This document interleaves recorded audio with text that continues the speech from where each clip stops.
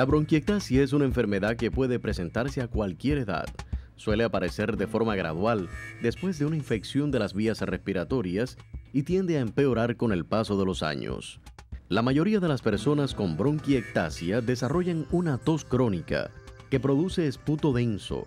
Este síntoma se agrava según la extensión de la enfermedad y la presencia o no de una infección secundaria que la complique. Usted se preguntará, ¿quiénes se encuentran en mayor riesgo de desarrollar esta enfermedad? ¿Qué le sucede al paciente que no se atiende a tiempo o descuida su tratamiento? ¿Tendrá cura? Esta tarde en Mitos de la Salud dialogamos sobre bronquiectasia con Vivian García y una voz autorizada de la neumología en Cuba.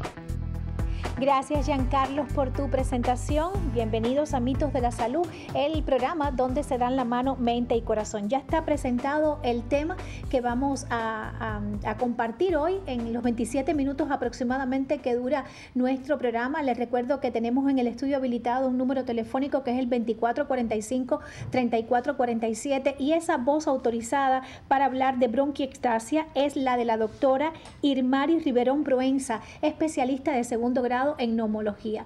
Buenas tardes, bienvenida, doctora.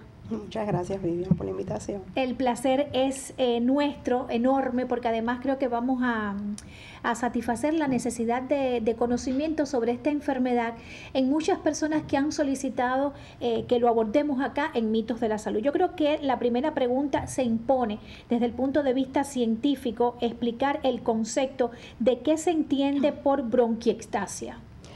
Bronquiectasia es realmente un término anatomopatológico y finalmente ha sido considerado como una enfermedad por los organismos competentes una vez que ha sido una enfermedad que desde el año 1918 aproximadamente fue identificada y que como tal se le ha dado cuerpo en el sentido de que ha tenido descrito una etiología, un cuadro clínico, todos los elementos que competen a poder plantear una enfermedad.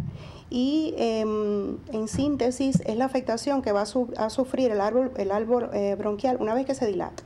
O sea, sabemos las partes que pueda tener, que más adelante podemos hablar de eso, las partes que puede tener el aparato respiratorio, pero bueno, la más importante, una de ellas es la parte por donde transcurre el aire, la vía aérea, y bueno, siempre buscamos la semejanza que tienen nuestros pulmones con los árboles. Entonces, esas zonas por donde transcurre el aire, pues simplemente se dilata por diversas condiciones y lleva a un estado de permanente cambio anatómico, usualmente irreversible.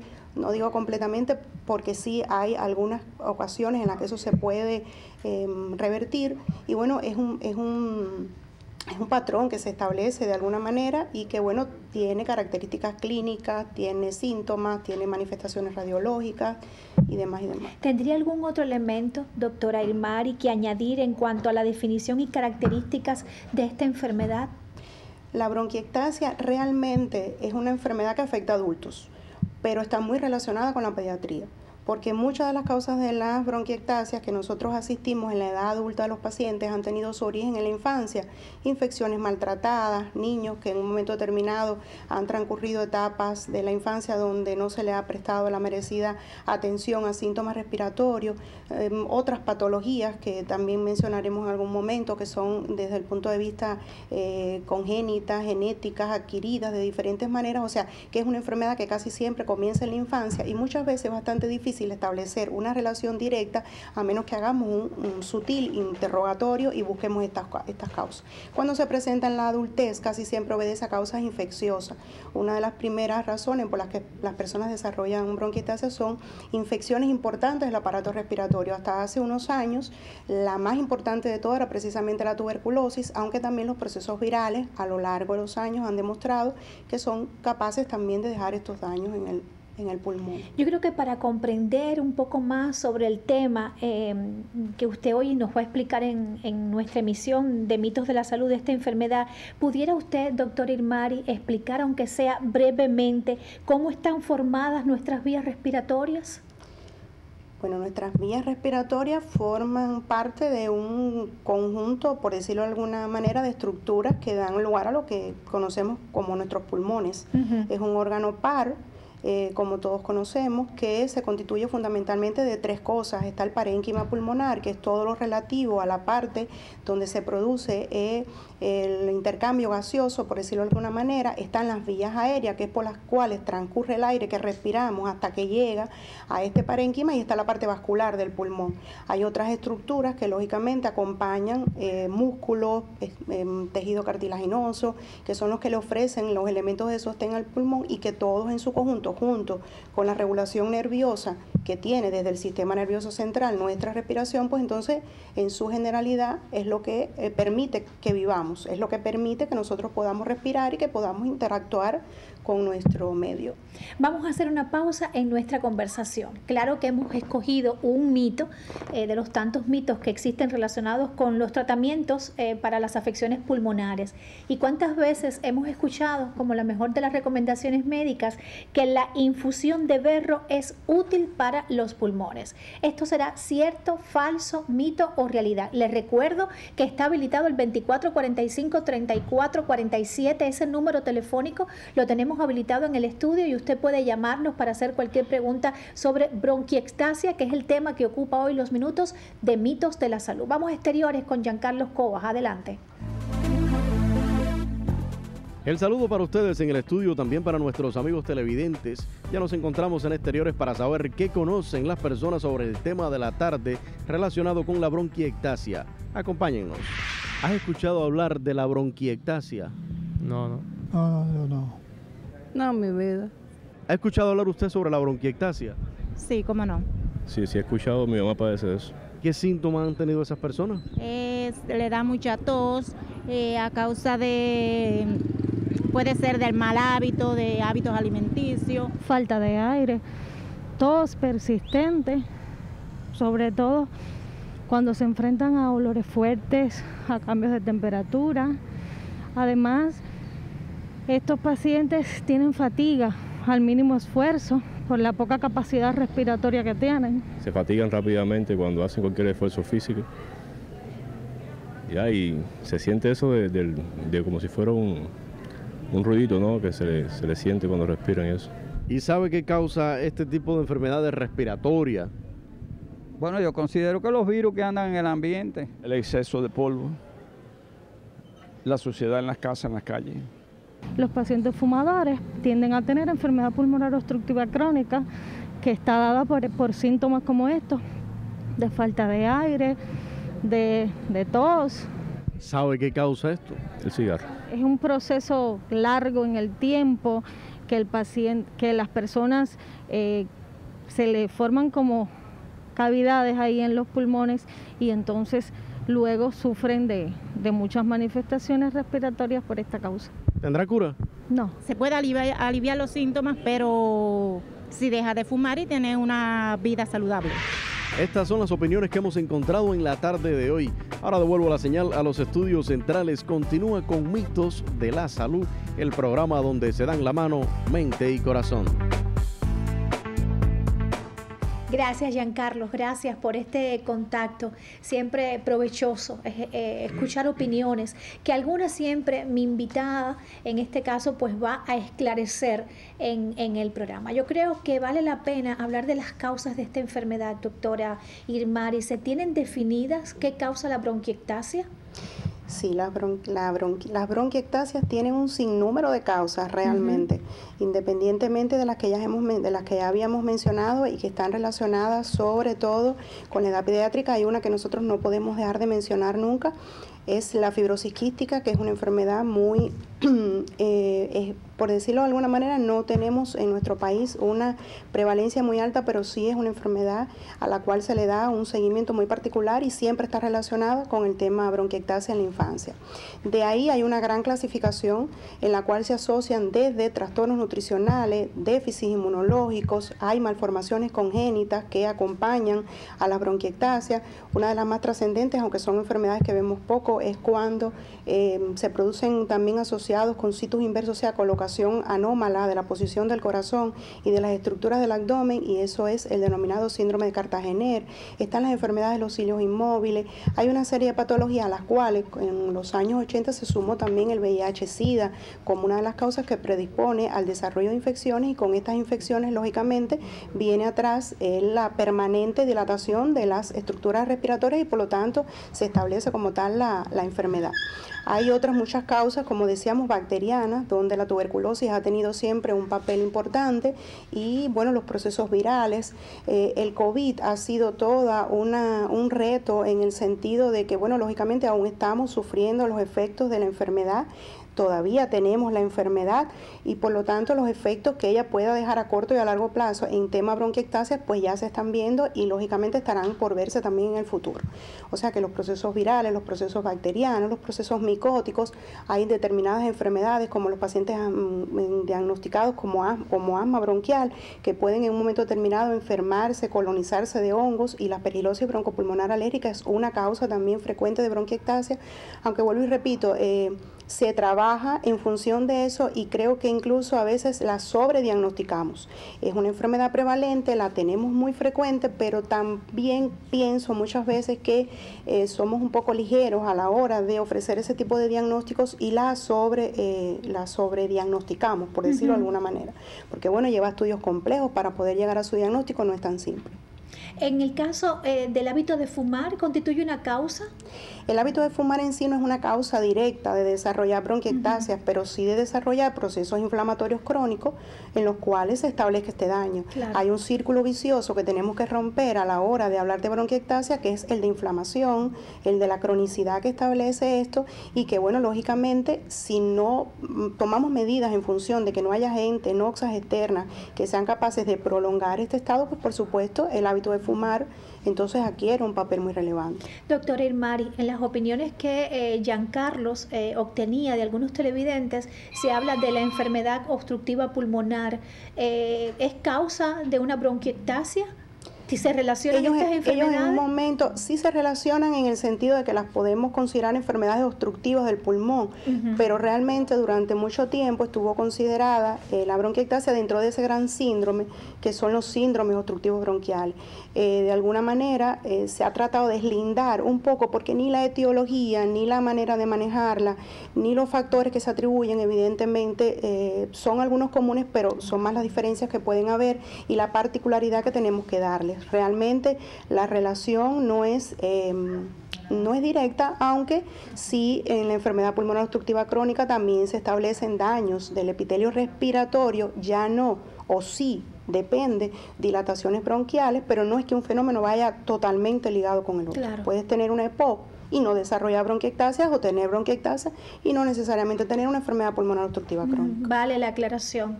Doctora, ¿qué procesos ocurren en nuestro organismo cuando se ensanchan las vías respiratorias? Esas vías respiratorias anatómicamente están diseñadas con un calibre.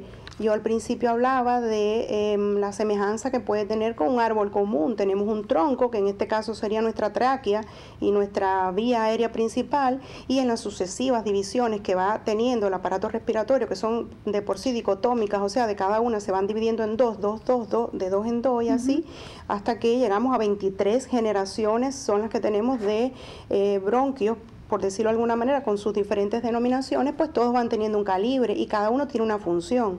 No es lo mismo el diámetro que tiene que tener la vía aérea superior, lógicamente, que es la que va a atrapar la mayor cantidad de aire, a la que va a tener la pequeña vía aérea donde se está produciendo el intercambio gaseoso. Si eso se dilata, si pierde la anatomía, pues por supuesto lo primero que se afecta es su función. Después el otro tema es el problema de nuestros mecanismos de limpieza pulmonar. Todos los días somos capaces de inhalar y de deglutir miles de millones de agentes nocivos a la salud, y el pulmón tiene la misión de, mediante su aclaramiento, mediante sus mecanismos de defensa, donde entran esas paredes bronquiales, eliminar estas partículas que son nocivas, partículas, gérmenes y demás.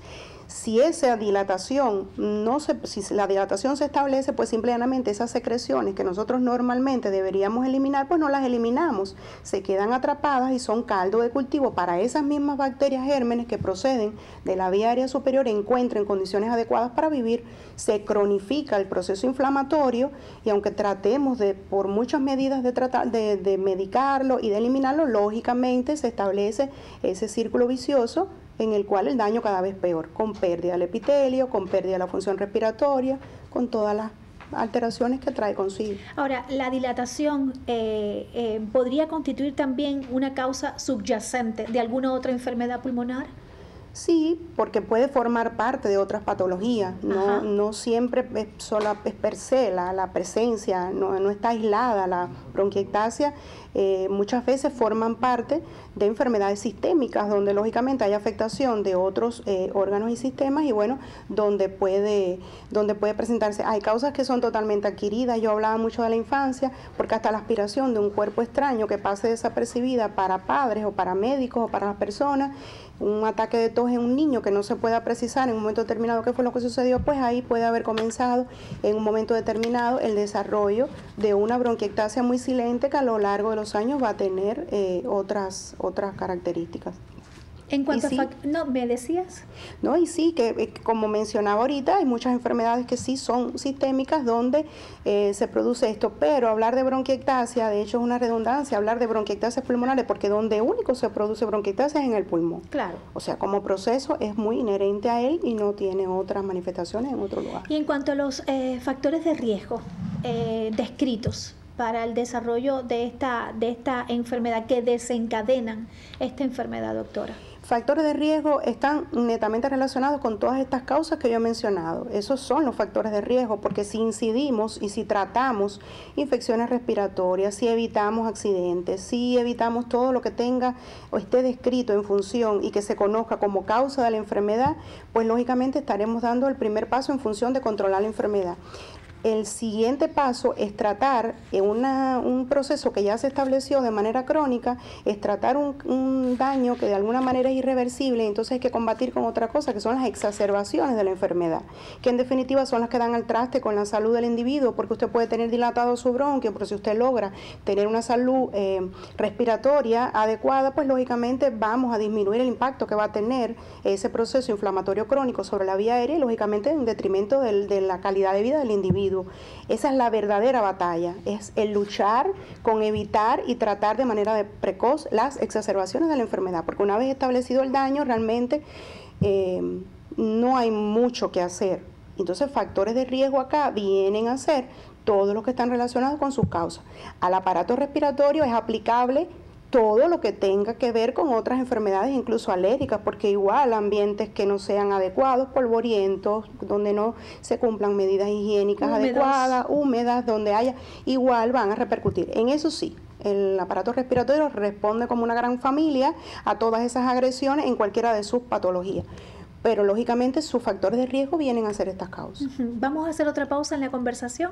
¿Le parece bien, doctora? Le recuerdo a mis televidentes que Mitos de la Salud se transmite en vivo a través de la señal de Telecristal y que tiene habilitado en el estudio el número telefónico 24 45 34 47. Cada jueves entre las 4:30 y las 5 de la tarde desentrañamos un mito por Telecristal. Conozca un poco más de enfermedades comunes y poco frecuentes, de su tratamiento y prevención en Mitos de la Salud, el programa donde se dan la mano mente y corazón. Mitos de la Salud dialoga con la doctora Irmari Riverón, especialista de segundo grado en neumología, toda una voz autorizada que nosotros agradecemos infinitamente. Le confieso a los televidentes que llevábamos varios meses detrás de la doctora para abordar el tema acá en Mitos de la Salud por el interés que tiene en algunas personas. Hace un momento hablábamos de las manifestaciones, de los síntomas que hacen sospechar de la presencia de esta enfermedad y tiene que ver con la llamada de Carla María Igarza. Le pregunta si los síntomas de la bronquiectasia son constantes o varían de un paciente a otro. Vamos a comenzar por los síntomas. Bueno, la bronquiectasia es una enfermedad en la cual hay dos síntomas que son cardinales, que es la tos y la expectoración. La tos y la expectoración, que por supuesto en niños va a predominar fundamentalmente la tos, porque los niños usualmente no son buenos expectoradores, entonces se prefiere, en lugar de usar el término de tos productiva o de expectoración, es el de tos húmeda. O sea, que si vamos a hablar de manera más exacta, pues estaríamos hablando de un paciente que tiene tos y que esta tos va a ser húmeda. En el adulto, la expectoración gana una mayor relevancia y de hecho es una de sus características cardinales, porque de hecho está descrito que el paciente usualmente tiene grandes bocanadas de expectoración en la mañana debido a la acumulación de secreciones que se han producido durante la etapa del sueño, y por lo tanto son estos dos síntomas los que fundamentalmente acompañan el proceso. Pueden presentarse, por supuesto, que otras manifestaciones, incluso generales. El paciente usualmente puede tener pérdida de peso, alteraciones de su hábito externo, porque bueno, estamos hablando de un paciente que se mantiene de alguna manera con síntomas crónicos. Ahora, que sean presentes o no y que estén de manera permanente depende del control que exista sobre esa enfermedad. Ya sabemos que el paciente está diagnosticado de una bronquiectasis. Si se trabaja en función de que disminuya la expectoración y que disminuya la sintomatología, hay pacientes que pueden estar durante largos periodos de tiempo asintomáticos sin incluso necesidad de consumir ningún tipo de medicamento. Pero bueno, una vez que se presenta, sí puede ser mantenida en el tiempo. De hecho, lo que más puede producir es algo que nosotros llamamos tos crónica, que es aquella tos que se presenta por más de 3 semanas y que bueno, por lo tanto, ya requiere de intervenciones médicas sobre todo eso. Las bronquiectasias en sentido general no son causa directa de, en sus estadios iniciales, de cuadros como falta de aire, como pueden ser manifestaciones de insuficiencia respiratoria. Son elementos que aparecen en sus etapas más tardías y que lógicamente están en relación con un deterioro mayor de la función respiratoria. No hay realmente otros elementos aparte de los que estén relacionados con el proceso infeccioso. De hecho, no es común que el paciente con bronquiectasia, cuando se infecta, desarrolle fiebre. O sea, no es la típica neumonía en la cual el paciente más bien está en relación con los cambios que se producen sobre su propia sintomatología habitual. Es donde trabajamos fundamentalmente. Milton Pareda Silva, ¿existe algún examen médico para diferenciar la bronquiectasia de otra enfermedad pulmonar? El método de elección, el estudio de elección para diagnosticar bronquiectasia son las tomografías computarizadas. Realmente los estudios de imágenes de alta resolución son los que pueden con toda certeza, son los estudios, los gold estándar de estudios de estas enfermedades, aunque lógicamente no siempre es procedente someter a un paciente cuando tenemos una clínica establecida, y nosotros siempre insistimos con todo lo que tiene que ver con el método clínico, y lógicamente tenemos que trabajar en función de hacer los diagnósticos de manera más clínica que de otra manera. La radiografía de tórax simple ayuda, pero bueno, el diagnóstico real, certero, lo da la tomografía axial computarizada. ¿El crecimiento del corazón pudiera provocar una bronquiectasia? No directamente, no es el crecimiento del corazón, no tiene a menos que forme parte de una patología sistémica. Ya. Pedro Marrero Ruiz, el hongo presente en el interior de las cuevas, dice, ¿pudiera provocar una bronquiectasia si es inhalado? Ese hongo, como cualquier hongo, forma parte de todos aquellos patógenos que en un momento determinado puedan colonizar, infectar a un individuo y acabar desarrollando, sí, pudiéramos considerarlo como parte de esa etiología. Roger Carballosa Ruiz, ¿qué cuidados o hábitos de vida podemos adoptar para proteger nuestros pulmones, doctora? Hábitos en estos momentos pues deberían estar incluso reforzados, porque todavía, como mencionaba ahorita, nosotros no estamos asistiendo a una normalidad absoluta en términos de transmisión de enfermedades respiratorias, y de hecho hoy por hoy se sigue imponiendo el uso de nasobuco, aun cuando nosotros el país no lo tenga de alguna manera establecido otra vez, pero sí fuera útil que nosotros mantuviéramos ese tipo de prácticas. Demostró que durante el tiempo de la pandemia disminuyó la incidencia del COVID, pero además disminuyó garrafalmente la incidencia de otras enfermedades respiratorias. Entonces esa es la primera cosa. La segunda es mencionar medidas que los pacientes puedan tomar y que yo no recomiendo nunca a otro expectorante mejor que tomar agua. el hecho de tomar líquidos, no hay necesidad de estar quizá inventando, por decirlo de alguna manera, mucolíticos o sustancias, cuando realmente lo que necesitamos es tomar suficiente agua para estar debidamente hidratado y que por lo tanto esos mecanismos de función respiratoria se funcionen como deben ser. Y lógicamente incidir sobre todas las causas de alguna manera que usted ha mencionado en el programa. Doctora, en apenas 2 minutos que nos quedan para el programa y que queremos desentrañar el mito, el tema de los antibióticos en el tratamiento de la bronquiectasia, que tradicionalmente todo el mundo pues inmediatamente comienza a utilizar los antibióticos. ¿Es cierto que en el caso de la bronquiectasia lo ideal es el antibiótico con cierta frecuencia, con regularidad, su ingestión? Los antibióticos no se consumen ni con frecuencia ni con regularidad. Las indicaciones del uso de un antibiótico, aún en patologías como esta, no han demostrado ningún tipo de eficacia en términos de profilaxis. Hay que tener en cuenta que hay determinados patógenos, como puede ser la pseudomonas, que una vez que sí se tiene la certeza que ha colonizado un individuo, tiene indicaciones muy particulares en ese tipo de enfermedades que yo mencioné, por ejemplo, como la fibrosis quística, donde se toman algunas medidas extras, pero no es lo que debería suceder. Los antibióticos deben aparecer en el tratamiento de un paciente, aún con estas patologías, cuando se ha comprobado, cuando un médico ha examinado que ciertamente han habido cambios del cuadro clínico, ha habido cambios en la expectoración, ha habido cambios en la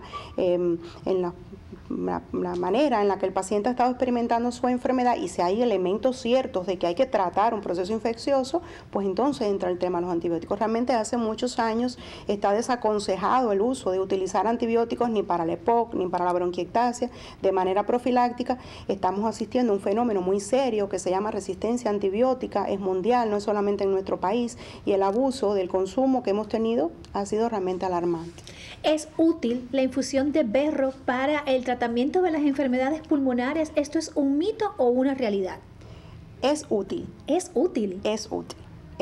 Es la palabra, creo que sí es útil, porque realmente hay medicina basada en la evidencia, que son otras maneras que tenemos también de manejar nuestra medicina hoy, en las cuales se ha demostrado que las infusiones de berro, en las cuales se ha demostrado que consumir berro en ensaladas como algo producto natural tiene propiedades expectorantes. Realmente el berro constituye un pilar incluso en los manejos del tratamiento, sobre todo de la anemia, por el contenido que tiene de hierro y demás, pero también está demostrado que tiene alto contenido de vitamina C, de vitamina A sobre todo, y bueno, son vitaminas que forman parte, lógico, de ese mismo aclaramiento mucociliar y de esa limpieza que de alguna manera debe producirse de manera periódica en nuestro aparato respiratorio. Ha sido un placer tenerla, doctora Irmar, y gracias por dedicarnos este tiempo. Como siempre digo, extienden su jornada laboral para ofrecer esta consulta en Mitos de la Salud. Que tenga una excelente semana, espero tenerla próximamente por acá, y usted pues siga con nosotros el sábado a las 11 de la mañana por la 96.1 de la FM y acá en Telecristal dentro de 7 días. No olvide que en cuestiones de salud siempre habrá mitos que desentrañar. Buenas tardes.